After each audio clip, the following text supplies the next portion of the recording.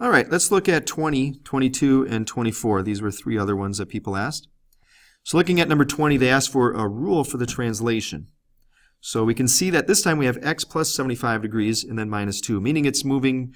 So remember, when we look at this, when we're trying to interpret what's happening here, we do the opposite what happens with the x. So if we have x plus 75, that means what's actually happening is it's moving to the left 75 degrees, which for our rule we would write as x minus 75 degrees. Then the minus 2 stays as it is, meaning that it's moving down 2 units. We'd write that as y minus 2.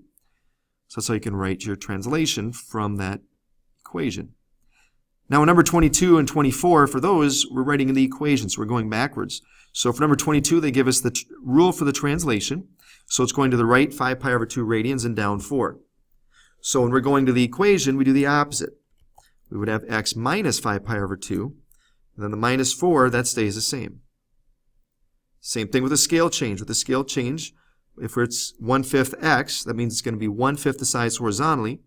So the opposite of 1/5, in that case, we're working with the fractions, so instead of doing the opposite, think of it as the reciprocal. The reciprocal 1/5 is 5, so that would be 5x.